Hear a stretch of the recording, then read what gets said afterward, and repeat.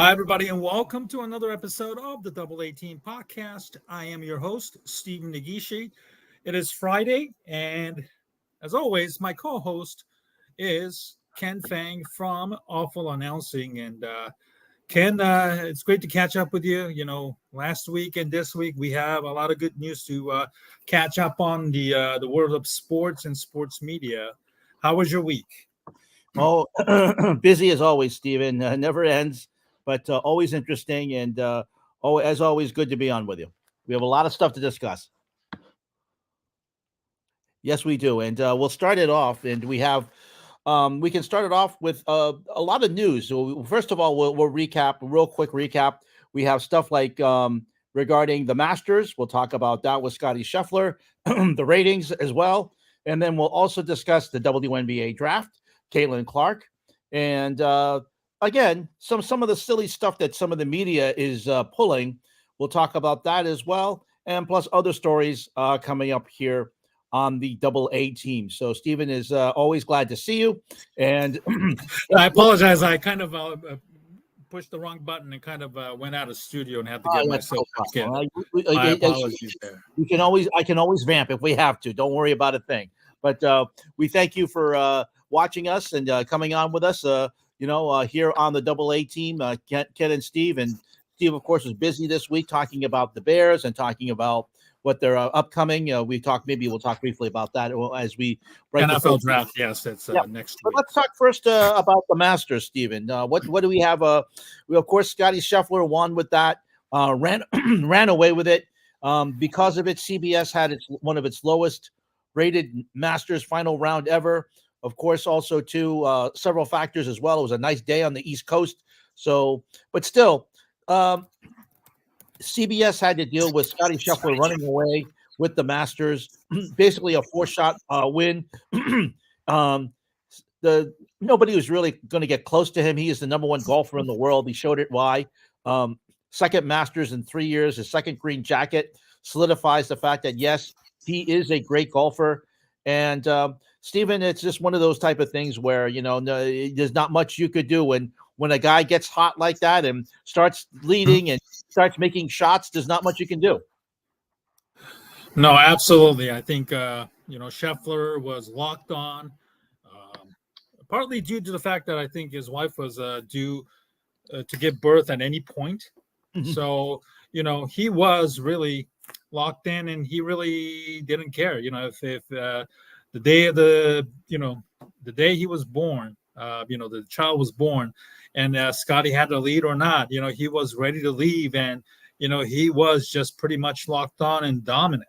And thankfully he was able to, finish out the entire tournament and run, as you mentioned there, run away with the tournament. And, the sheer dominance of Scottie Scheffler right now at his age. He's, I believe, 26 or 27 years old right now. Yep. It is incredible. The way he played, he was very, very resilient from start to finish. And, it was just an incredible performance put on by Scottie Scheffler. And there is no question why he is indeed the number one pro golfer in the world as we speak right now. Yeah, absolutely. And of course, again, you had this is the second year of the split between the PGA Tour and the Live Tour. And of course, you have people like Brooks Koepka and the like who have split off. And of course, John Rahm, last year's Masters champion, is part of the Live Tour as well. But the problem is that you have these two tours, Stephen, and that's really hurting golf. You have until these two sides get together, or these two sides find a way to make peace. I really think people are really fed up with this, and I think we showed with the fact that the Masters didn't do very well, and the fact is that also too the fact that Saudi Arabia is involved with the Live Golf, the PIF. That's the fund that is trying to that is funding and is behind the Live Golf Tour, and also trying to get into the merger of the two entities. I think that's really turned a lot of people off. So, and not only that, we've talked about Saudi Arabia before on this program and their behavior, Stephen. It really is. It is the fact that golf is suffering for it, and until we get somehow a standard of one particular tour of these guys back together again, I think we're going to continue to see the majors take a big hit, like the Masters, which is normally the highest rated golf tournament in the most viewed golf tournament of the year. Only 9.6 million saw the final round on Sunday. So, yeah, I have a feeling that people are just fed up and just want to see this whole thing resolved. Yeah, it's hard to believe this kind of has been lingering on, and I think a lot of people are like, completely forgotten about it, or maybe don't care about it anymore. Right. So, I know they're trying to get together and have sort of a committee to resolve the issue, but it seems as though it hasn't made any significant progress at all on neither side, and it seems as though there's still a lot of animosity, especially from the PGA side, towards the guys who defected to Live Tour because of the reasons you had mentioned. So, it was kind of awkward between John Rahm, the Live guy who won last year, putting on a green jacket on Scottie Scheffler, who's still with the PGA as we speak. Yeah, right. I'm sure because of that animosity that exists between two sides, not necessarily Rahm and Scheffler. I don't know. I've heard anything about between the two of them, but I'm sure that that was an awkward moment for both sides, and it was probably epitomizes the the current state of golf right now. So hopefully for the sake of the sports, it needs to be resolved quickly. PGA is moving to Frisco, Texas, and really going to try and ramp up its operations moving down there.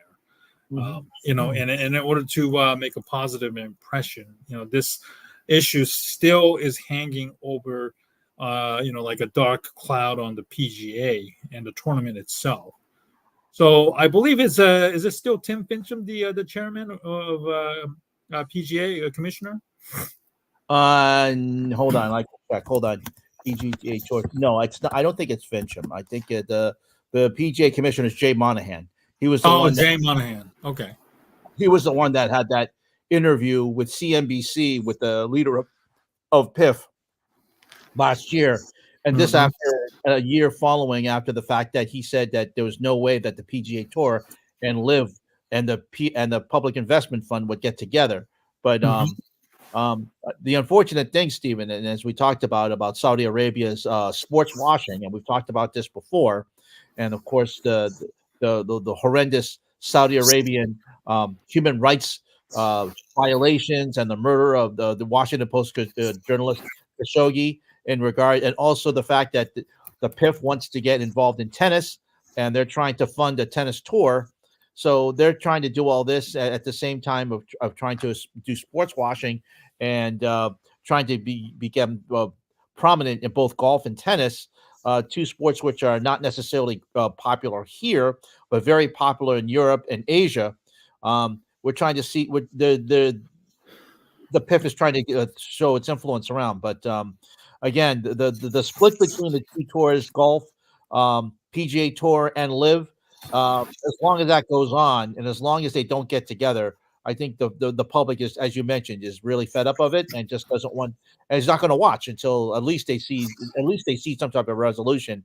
I mean, I'm still hoping that PIF is thrown out, but there's so much money involved, Steve. It's kind of difficult for the PGA Tour, and also I mentioned tennis, which is getting involved with PIF as well. With the Super Tour. It's tough for them to turn down that money.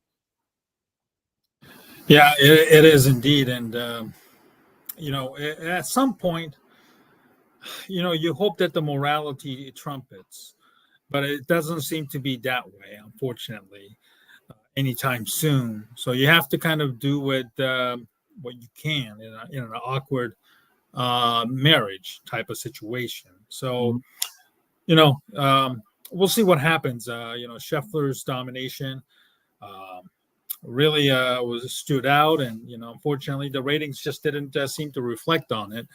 And I don't know if the golf is able to kind of recapture its once dominant and popular ratings under when Tiger Woods was at a peak of his performance. And speaking of Tiger, Tiger kind of course was playing despite still dealing with the injuries and not being in any tournaments leading up to this one.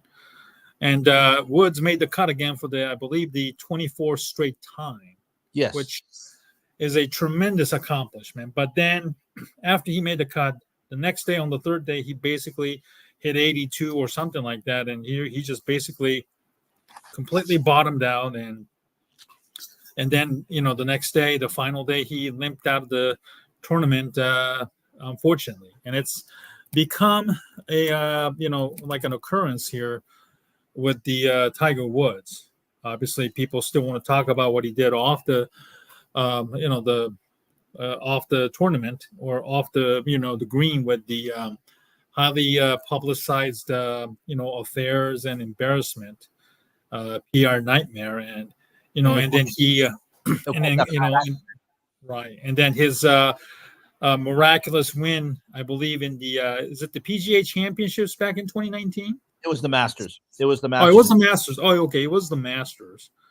And he had his highs and lows, and since he won about 5 years ago, now it looks as though he is somewhat of a shell of himself. And you have to kind of wonder how long can Tiger put up with this. And as long as the Masters is at this point, it kind of feels sad to me, Ken, that the only thing that is keeping Tiger Woods in the golf right now is just basically is to make the cut at Masters, and then maybe see his son Charlie eventually make the PGA debut. So I think those are the only two things that's helping Tiger Woods in the game right now. Even though it's becoming more and more apparent that Tiger Woods' days of dominance is long gone.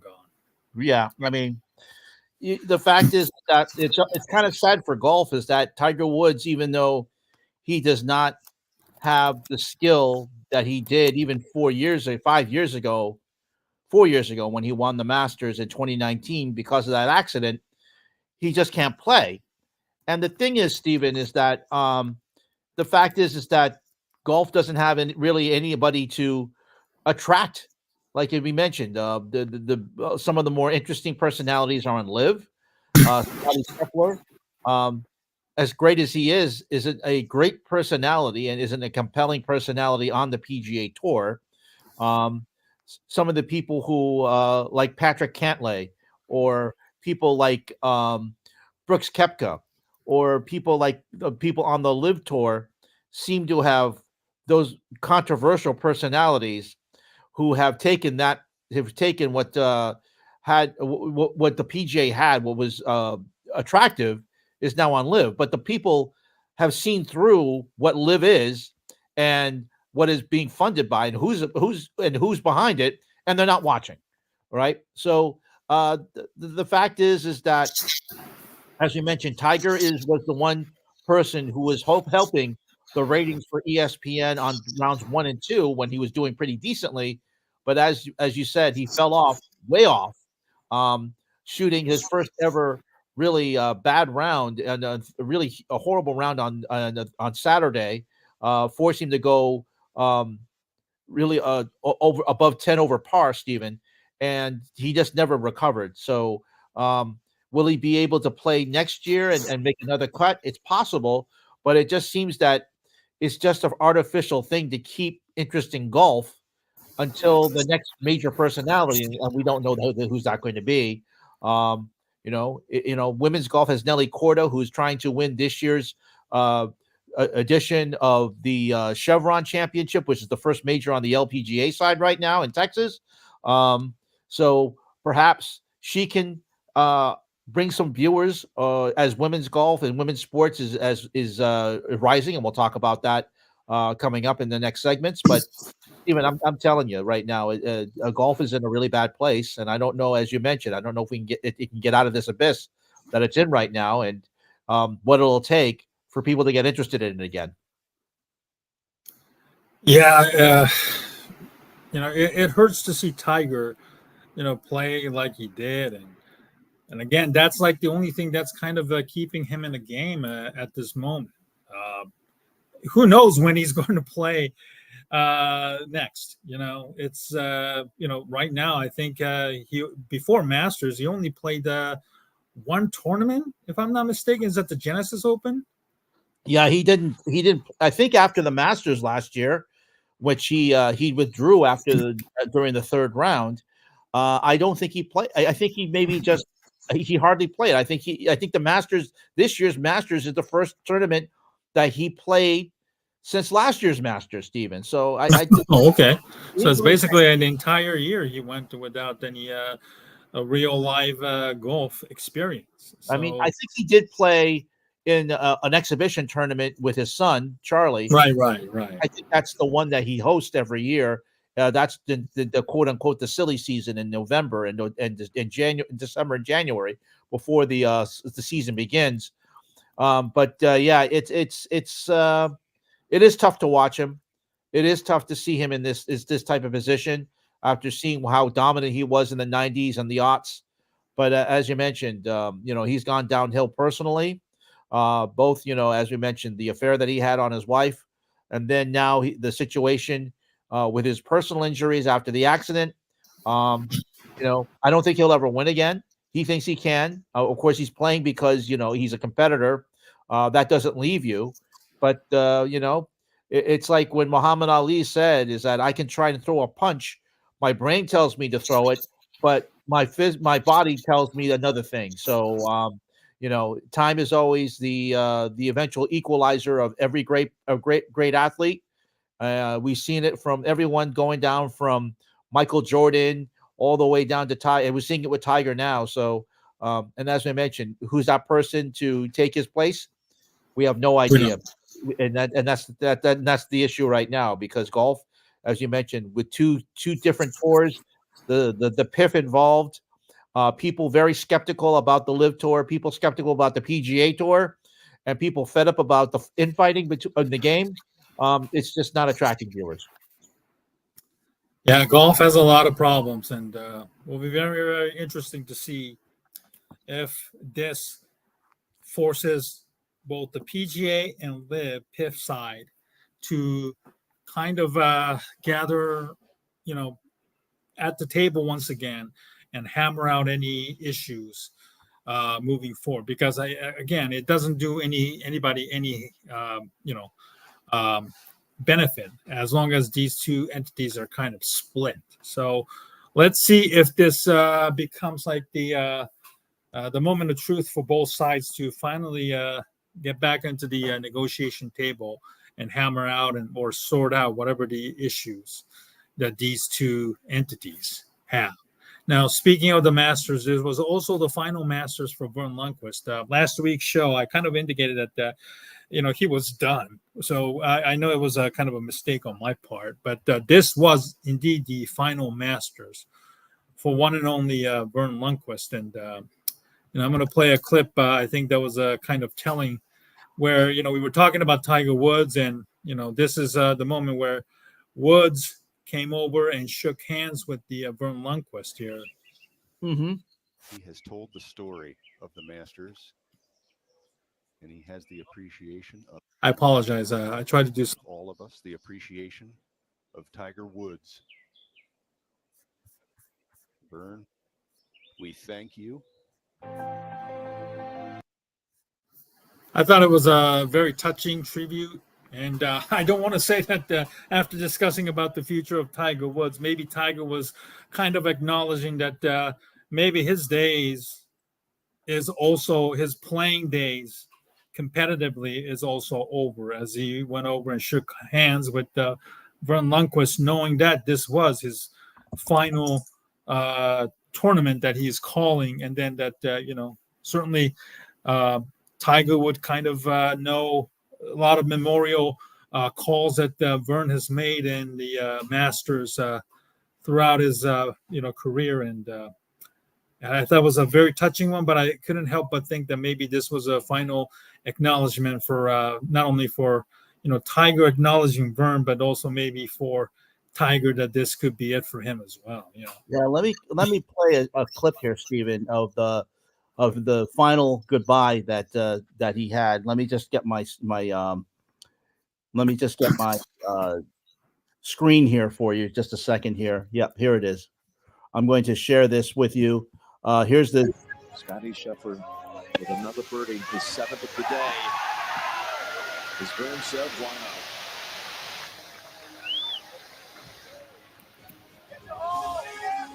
Verne wrote a book back in 2018 called Play by Play. And the last line in the book that you wrote, Verne, I want to apply it to you. You said, thanks for all the praise. Thanks for the memories. Your voice has been a beautiful instrument. Thank you for a wonderful soundtrack for all of our lives. Thank you so much, Jim. My honor, my privilege.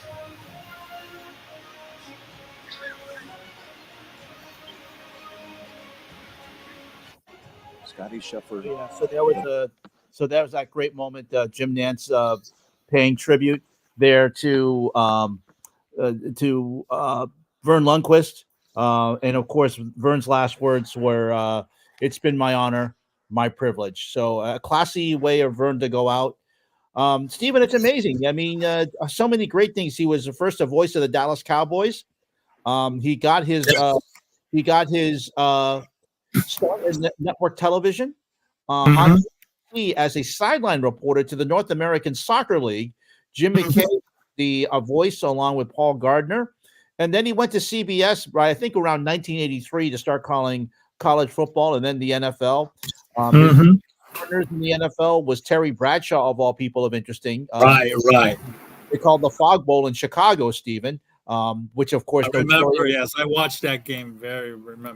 Yes. So that was a great moment, of course, for Chicago, of beating Buddy Ryan, coming back into Chicago the year after the Bears won the Super Bowl, and of course the split between Mike Ditka and Buddy Ryan, and Ryan going to Philadelphia, and there was Verne Lundquest and Terry Bradshaw calling that game. You ever go on YouTube, you can see the NFL Films story about that, and Verne was there.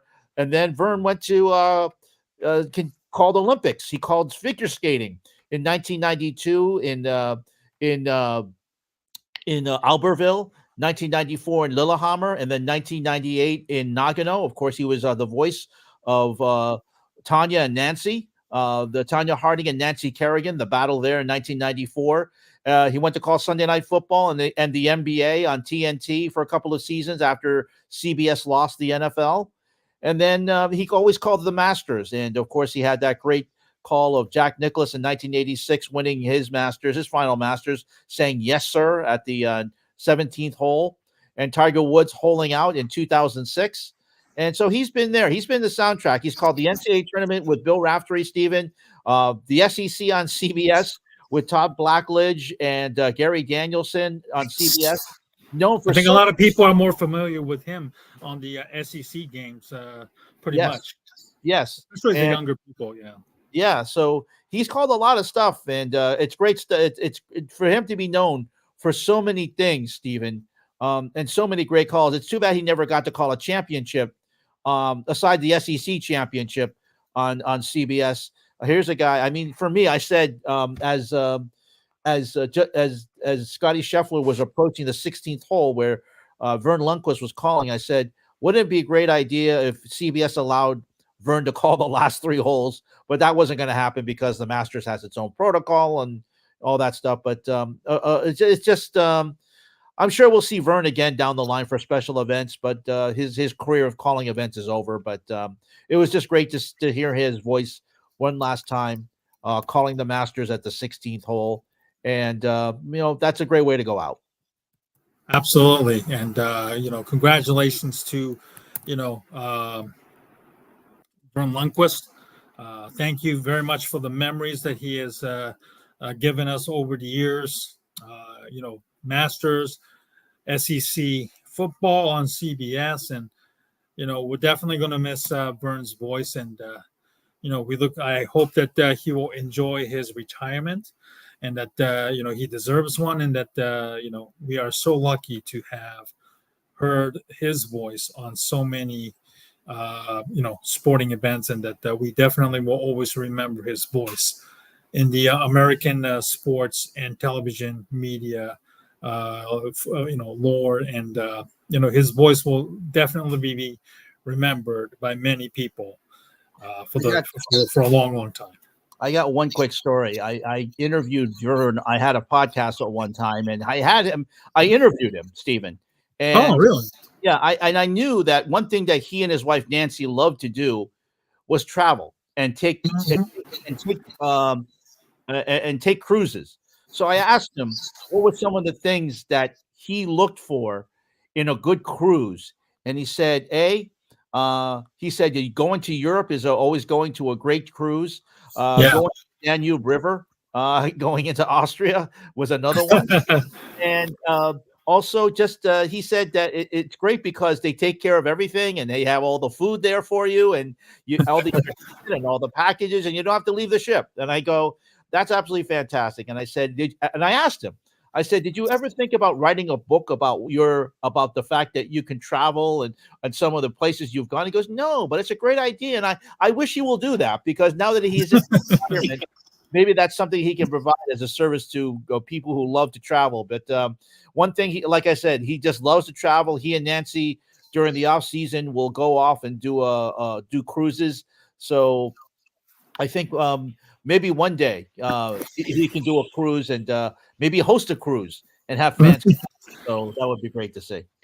Absolutely. All right, we'll put a bow on their Masters conversation and move on to another important news this week. The WNBA had its own draft, and it garnered its highest ratings ever. And it certainly helped that it was very shortly after the women's NCAA tournament, on the heel of its success this past year.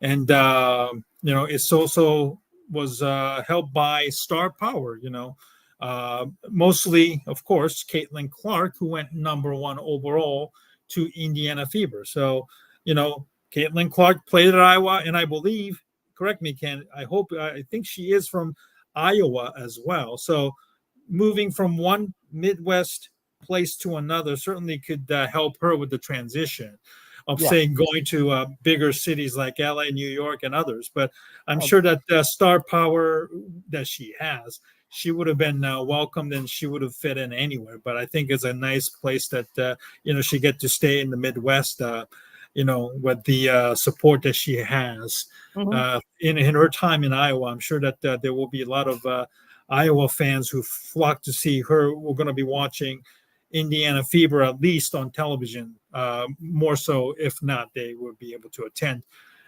live events at the, Conseco Fieldhouse in Indianapolis. Moving forward, Angel Reese went to 7th to the Chicago Sky. They already had the 3rd overall pick and drafted Camila Cardozo from South Carolina. Big, reason why South Carolina won the tournament,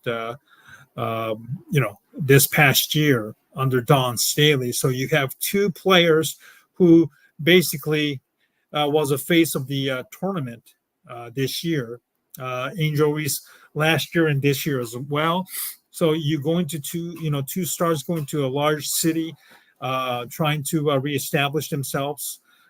Sky has a very, strong fan base, and could garner more people.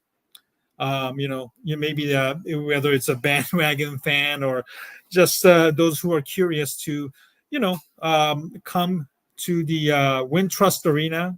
They don't play at the bigger United Center where Blackhawks and the Bulls play normally.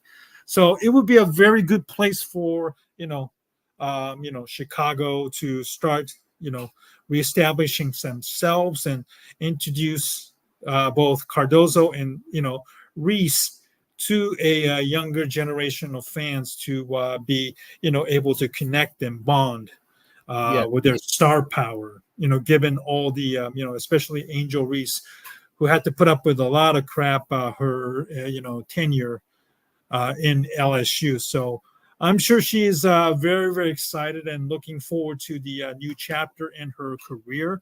And, her personality seems to fit well. She spoke highly about this, the city of Chicago, and she loves the summertime and shopping there. So I'm sure she's going to be a big time star along with, Caleb Williams, who is expected to go number 1 overall next week at this time when the NFL draft takes place. So, the city of Chicago is, finally on the upswing after several years of bad sports teams and all. But, I do believe that WNBA is in a pretty good position right now. Yes. And the WNBA commissioner spoke about the expansion. Right now, there's 12 teams, and there's talk of adding 4 teams to make it 16. So it's a slow organic growth process, and I do believe that WNBA must do its part to grow the game, and at the same time, this is maybe the time that they can capitalize on the popularity of these players and expand the game. Yeah, in regards to the Chicago, Stephen, and I am glad you brought that up. The fact that Camila Cardoso and Angel Reese are going to play there. First of all, as they were rivals in the SEC, now they're going to be teammates. One thing that was mentioned during the ESPN broadcast or the draft was that they mentioned how Angel Reese is a Dennis Rodman type, rebounding, and she does scores when necessary. She can score. She said during the broadcast interview before the draft, the pre-draft show, that before she came to LSU, she was a 3-point shooter, and she wants to demonstrate that in the WNBA. And I think that'd be great to see. But also, too, she's a personality. And as you well know, Stephen, Chicago loves personalities, whether it's Rodman, whether it's Pippen, whether it goes back to Jim McMahon. They love Ditka too as well, yeah. They love people who embrace the city. And Angel Reese is definitely going to embrace the city. She loves fashion. She loves to be seen. She did some TikToks during the draft with Cameron Brink of Stanford, who went to Los Angeles, the Los Angeles Sparks. So I think that she is going to be a very good fit in Chicago. And one thing that I was mentioned too is that there is a petition to get the Indiana-Chicago game, the Indiana Fever Chicago Sky game, and put it in United Center, because they found out that the United Center is in fact free that day, that when Indiana comes to Chicago. The United Center so far has said no to that, but I have a feeling down the road that you will see that opened up to have that played in the, and I'm sure that will be easily sold out. And I'm sure, as you mentioned, Iowa fans will come up and see that game and make it a day if that is indeed happens. So far, the United, as we mentioned, United Center said no, but I'm sure that if enough fans and there's enough demand for the tickets for that game, I'm sure it'll be moved. We're already seeing some of the games that the Indiana Fever are playing out and around the WNBA, that some of the games are going to be played in some bigger arenas, especially when Caitlin Clark is in town. So I would expect to see that, more of that, Stephen. And I think it would be a great big event to see the Indiana Fever, along with Aaliyah Boston and Caitlin Clark, taking on Camila Cardoso and Angel Reese at the United Center. I think it would be a big event. And I'm sure that whichever network has that game, whether it's ESPN, ABC, or CBS, which is also a partner, I'm sure that'll be big ratings forever. Whoever gets that game. Absolutely, I think you're going to see, Caitlin Clark, whenever she comes in, there's going to be played at a bigger arena. I think Dallas The Dallas's WNBA team played at a smaller arena inside the University of Texas Arlington most of the time. Yeah, the Wings playing. Right. Yep, exactly right. Yep. So they can move to, the American Airlines Center. And, hopefully, I'm sure that there will be some dates there, in the middle of summer, except for concerts and stuff like that, when both NBA and the NHL is, done with the season. Both the Mavericks and the Stars are, currently in the playoffs. But when it's like in June or July, when it's dead periods outside of the concerts, I'm sure, whenever Caitlin Clark and Indiana Faber is in town, I'm sure that they was probably entertain the notion of moving to a bigger arena, just like when Sporting KC of Major League Soccer did by accommodating moving to Arrowhead Stadium last week at this time to welcome Lionel Messi, and the Inter Miami, which drew about 72,000 plus. So the star power will, draw, fans, money talks. And I think you're going to see a lot of that moving forward. And hopefully that could help introduce the WNBA to a bigger audience. And, I'm sure that the WNBA has that in mind as well. And certainly it's going to be interesting, how much can they grow the game and how much they can capitalize on expansion. Usually expansion means sometimes, watering down the product because there's not enough talent around. So hopefully, it will be a very successful expansion to expand the game further and further. And then it could also lead to better ratings and, of course, better broadcasting rights. Because, we know that the salary that these women that we saw drafted in the first round were barely above, $70,000 or $80,000, which unfortunately, if you're a longtime professional, you make a lot more than that, especially if you work in the, the business side. So, hopefully that will change moving forward, because we don't want the situation where Brittany Griner had to go overseas and, she played in Russia and she was framed for, the stuff that she had inside her luggage. And of course had to spend in the Russian prison for almost a year before diplomacy came in and helped her out. So we don't want that kind of stuff happening to the, young American, players, especially in times where, geopolitically, the Middle East and, of course, Russia's war with Ukraine taking place now. It's easy target for Americans, especially overseas. So hopefully, we don't have to have another Brittany Griner situation again, for these ladies where they have to go overseas to supplement income when WNBA is no longer in season. So. Absolutely. Let's hope that doesn't happen. One other thing with Caitlin Clark this week, unfortunately, I'm glad you showed that there. Greg Doyle of the Indianapolis Star, a well-known columnist and sometimes a provocateur. He was well known for writing columns that are, attention-getting. During his press conference, during Caitlin Clark introductory press conference in Indianapolis, he said and of course Caitlin Clark likes to show the heart symbol when she to her family during Iowa games, and he said to an extent, "I know that you do this, and if you do that for me, we're going to get along just fine." Now I know that maybe I did a little paraphrasing there, but still, when you're a columnist in your 50s and older gentleman, and you do that to a 22-year-old woman, that's very creepy. Okay, and the reaction from women said that it was uncomfortable, creepy, and it was just unprofessional. You just don't do that. But Doyle, of course, he wrote a column apologizing for it. I didn't want to click on it. I didn't want to give him. I think it was behind the paywall too, for God's sakes. Yeah, but it's just one of those things where I just didn't want to read it. It made it about himself instead of really making an apology. Doyle is just one, like I said, he's well known in Indianapolis. He wrote things about the Colts covered the Colts, and also the Indiana Hoosiers and all that stuff. And I know, and he is a good writer, but the fact is that I don't think he's really remorseful, Stephen. I just think that he's No, just no, no.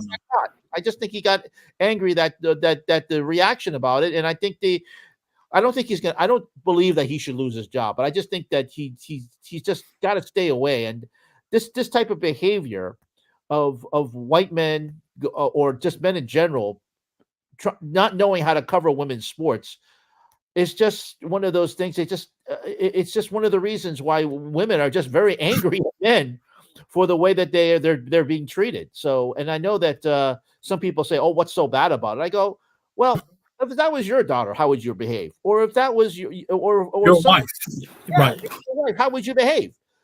So and if she tells you you're uncomfortable, and if women say it's creepy and uncomfortable, ladies and gentlemen, it is creepy and uncomfortable. Okay, so I don't know why people are. And there's a lot of men who would just say, "Oh, it's not that bad." Yes, it is bad. Okay, so Stephen, your thoughts? No, you really nailed the head there.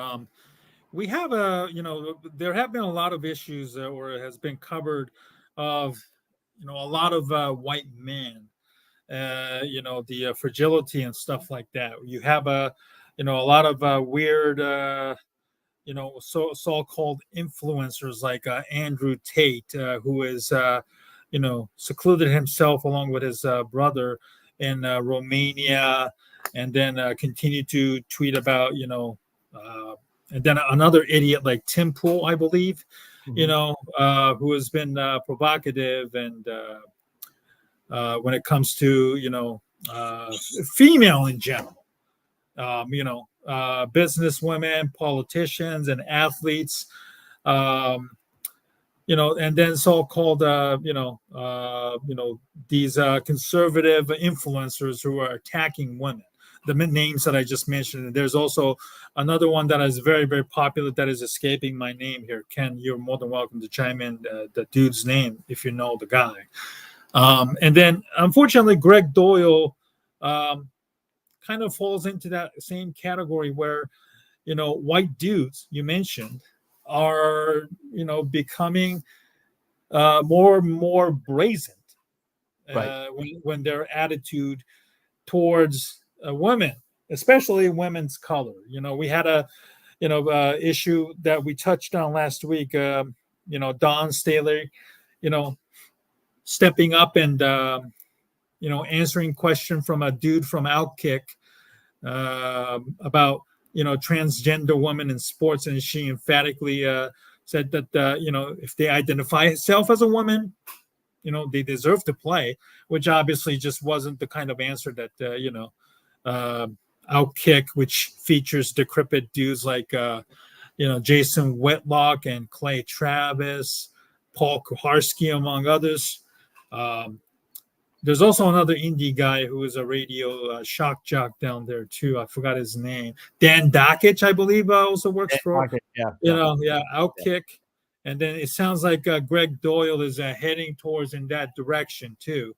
If Indy Star doesn't fire him, or if Doyle caves into pressure and forces himself into resignation and goes to work for Fox News and Outkick, like Clay Travis is dead. So yeah, these people have an agenda, and they certainly are very much uncomfortable with the women taking place, and certainly having more say, and they're making more social advancements that they feel that are very, very uncomfortable. So for me, I think it's important to call these people out. Right. I might be in the minority, but I think Doyle kind of deserves to lose his job, and if that was ever the case, then so be it. Unfortunately, I'm sure Doyle has a family, or at least maybe had a family in the past, and kids too. I'm sure that if he has a kid or has a child that he is supporting, I'm sure that the kids would be definitely very, very embarrassed based on what he did, and then also the past tweet that got exposed. So, it's important for a fair and balanced coverage of women's sports, and there shouldn't be any sexist, and there shouldn't be used for right-wing provocateurs and influencers to use them to attack, and even that turns into a physical violence that we've kind of seen women being attacked in New York City in the recent weeks, and it's important for the local and national media members to speak out on the the sexism, and then also the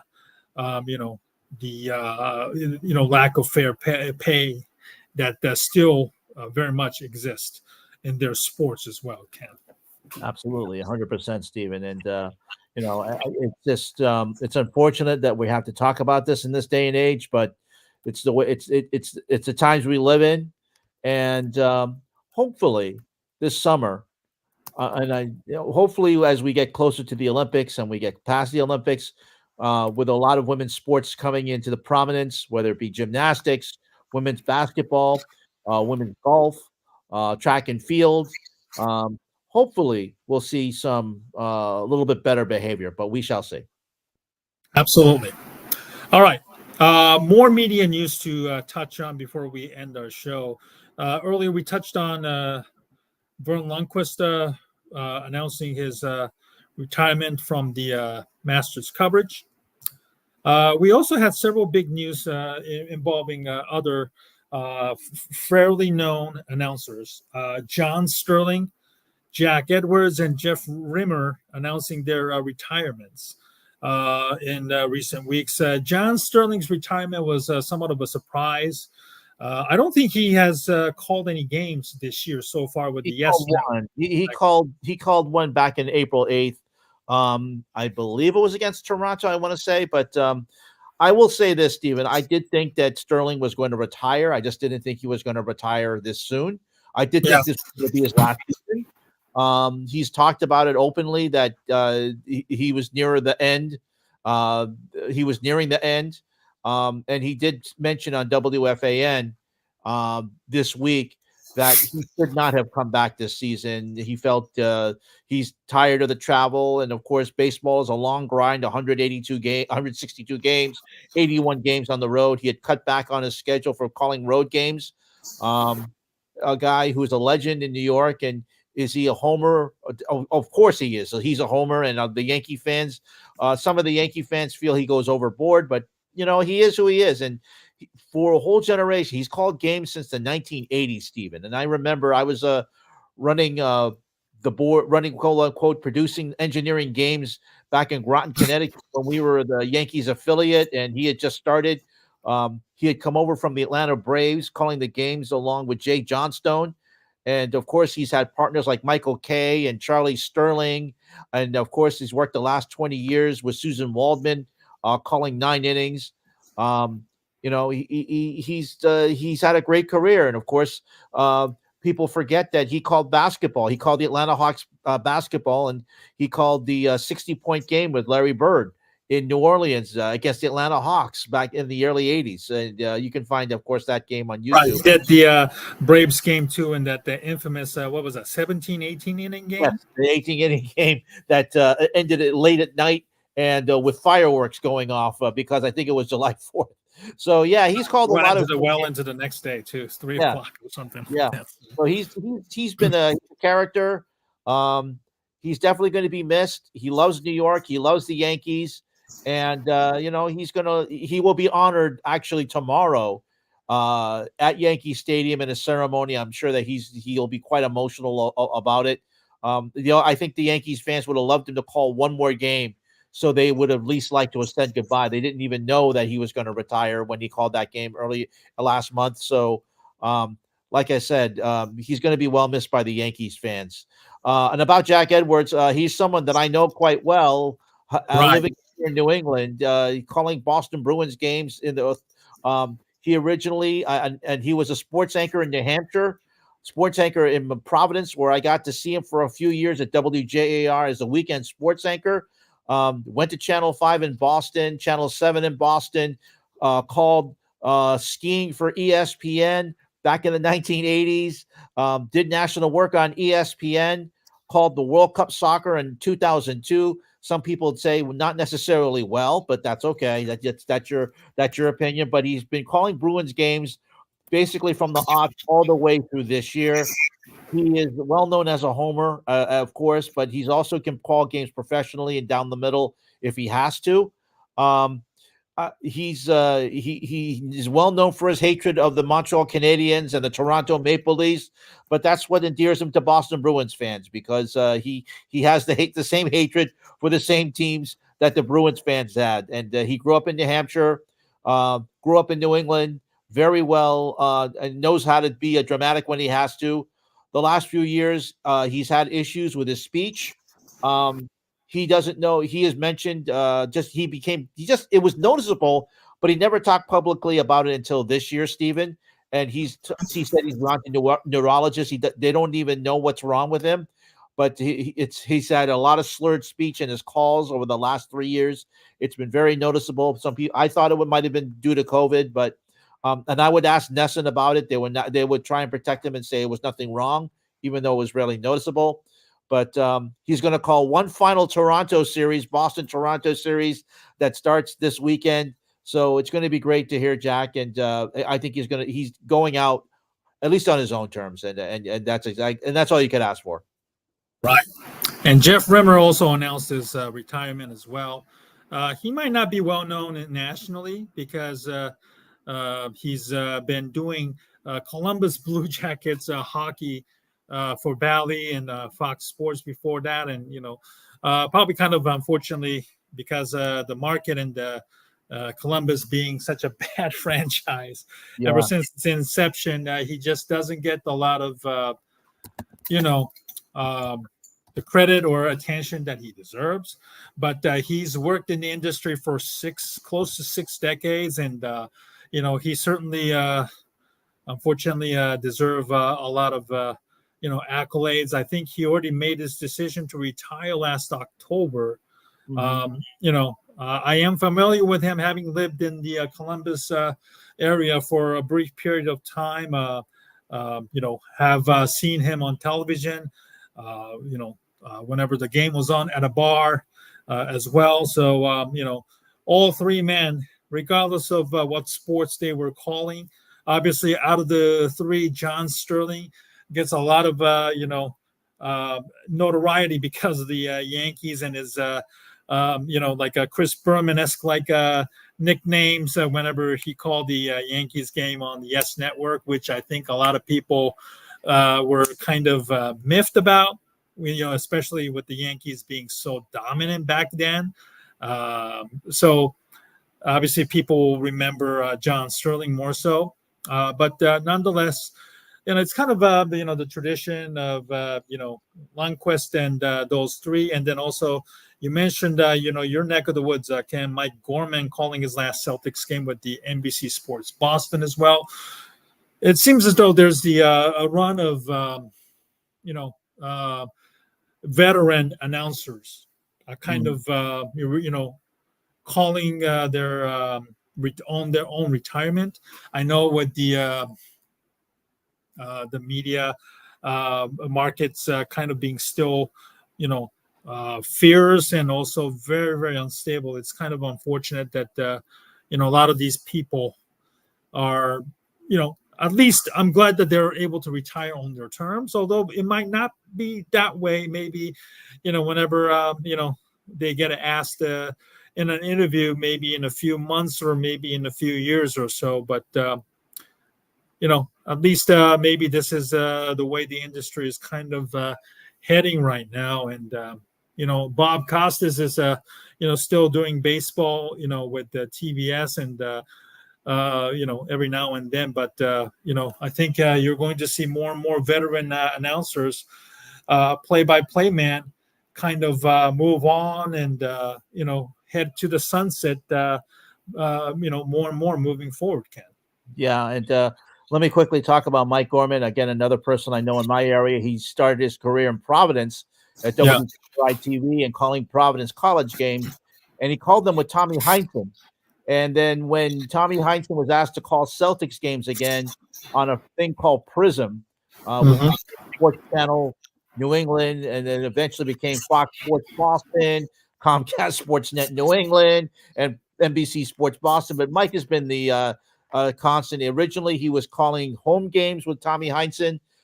Then eventually it became all the games in the 1990s when the Fox Sports Boston got the rights after the UHF stations, where there was WLVI, Channel 56 in Boston, Channel 68 in Boston, or Channel 38, no longer could do the rights of the road games. Fox Sports Boston picked them all up, so he and Tommy would call like 80 games or 70 games and endeared themselves. Of course, Mike would call them straight down the middle. Tommy Heinsohn was known as a homer, very much yell at your referees in the middle of games, take off his headset, stand up, and yell at the referees for calling games against the Celtics, making calls against the Celtics. But Mike also has a national career. He also called Big East games on ESPN with Bill Raftery, called a set of NCAA games, NCAA tournament games for CBS in 1990, in the mid 90s. So he's had a great reputation, and he's a guy who's called the game straight, never called attention to himself. And he, as you mentioned, at least he's a guy that was able to call his own retirement, and he decided this was his last season. He's been calling them with Brian Scalabrine, who took over for Tommy Heinsohn, Heinsohn, of course, passing away a few years ago. But Mike is well beloved. Lives in New York, by the way, interestingly enough.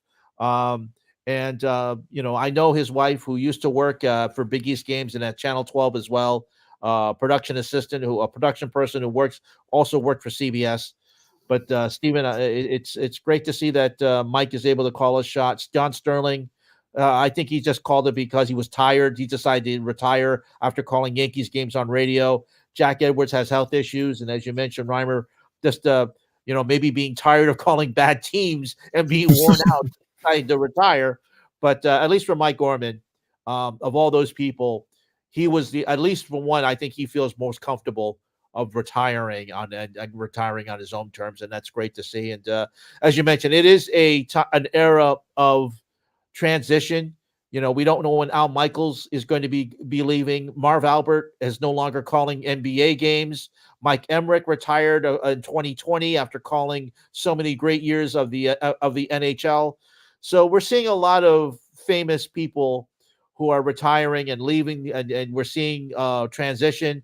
Mike Tirico taking over for Al Michaels on Sunday Night Football. So I think we're seeing a lot more of that. Some of the people, and of course, there's Bob Uecker in Milwaukee. Stephen, he's in his 90s. We don't know how long he's going to be there, but he still likes calling the games. So it's a period of transition. We saw Vin Scully leave in 2016. So it's going to be interesting to see, how many more older announcers, and of course, Eli Gold was forced out of Alabama. So we're going to see a lot more of this transition of older people we've known from years and years, 25, 30, 40 years, like Verne Lundquest, deciding to call their shot.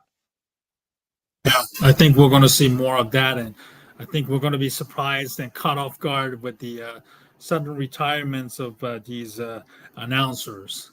I guess enjoy them while you can, certainly, because as they get older, it becomes a lot more difficult to be able to keep up with the traveling and also the ever-changing landscape of media as well.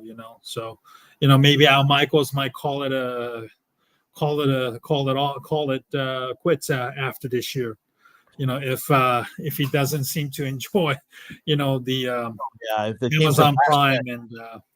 And then he'll probably just rise off in the sunset and do his own thing. It wouldn't surprise me at all. So, we'll wait and see what happens. But Ken, nonetheless, it's a fine live stream once again. Next week, we're definitely going to be focused on the NFL draft. Yep. I'll be doing a live stream more or less either Thursday or Friday, with my regular Bears conversation guest, Rashab Shakiri. next week up in Detroit. So it'll be very, very interesting. Certainly the coverage and everything will be highlighted as well.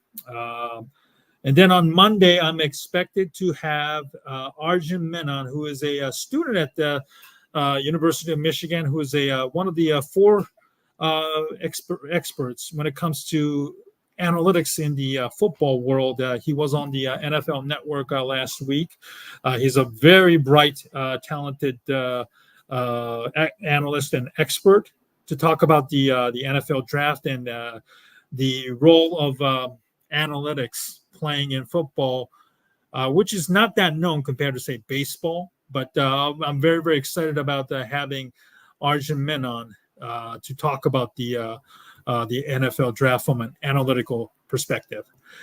Please make sure to follow us on Twitter. Can be found on X at Fangs Bites, as you can see there. I'm at Asian Sports Fan 1 on X. This live stream is not only also on X, but also on our YouTube channel as well. Please make sure to subscribe to our YouTube channel as well. For Ken Fang of Awful Announcing, I am Stephen Nagishi. Have a wonderful weekend, and then we will let you know when our next broadcast is going to be, and we will let you know on our X. Again, have a wonderful weekend, and Ken, as always, thanks for your time.